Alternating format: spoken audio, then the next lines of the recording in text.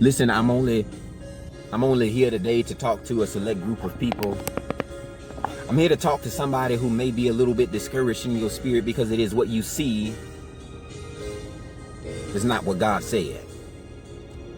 Maybe you find yourself wanting light in a dark place, or you're wanting confirmation when it is that God spoke something over your life, but you're like Joseph. Every time I share it,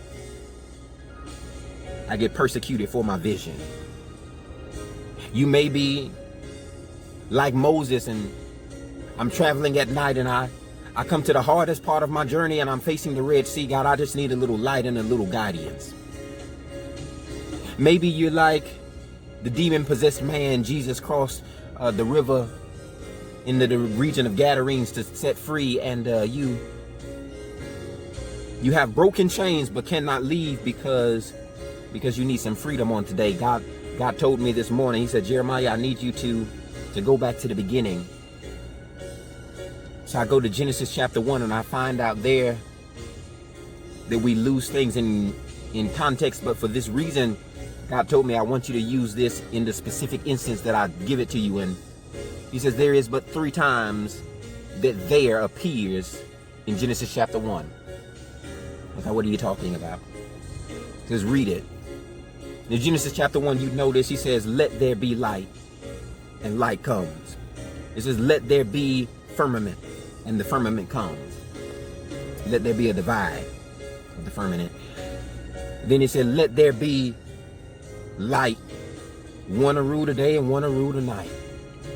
That's the sun. I got to tell somebody on the day, and God is intentional about how it is that he would use and depict certain words in the Bible, is that there may be out of context where we're believing God is calling it out of nowhere. God told me on this morning, listen, your blessing is not coming out of osmosis. Your blessing is not coming out of nowhere. Your dream was not given to you from out of thin air. He says, but let me get you to look a little bit closer, and I'll show you exactly who I am. He says, I am God the light. When it is you find yourself in a dark place, Moses, I'll guide you, and then my God.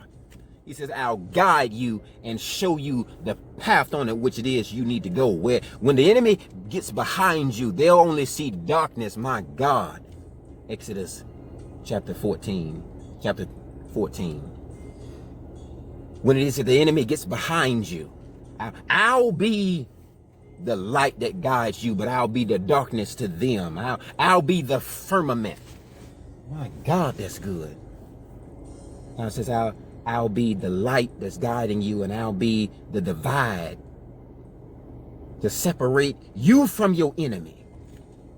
And then he says, when you find yourself like the demon-possessed man that we've crossed over the Gadarenes to set free, God says, I'll be the sun.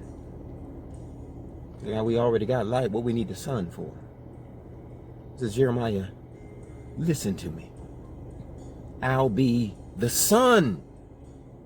God, we already got light. What do we need the sun for? So Jeremiah, I'll be the sun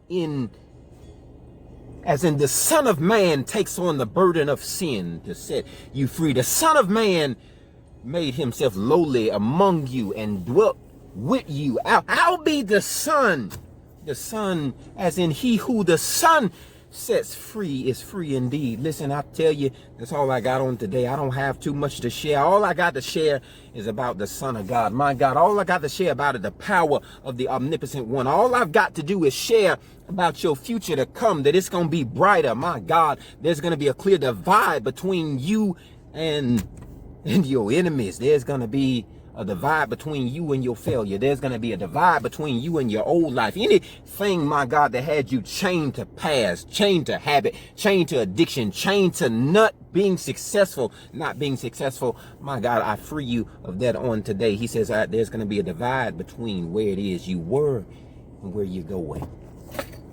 I says, and I'm setting you free. I said, everywhere you go, people are going to be able to look at you and be like, my God, the sun is all over that boy.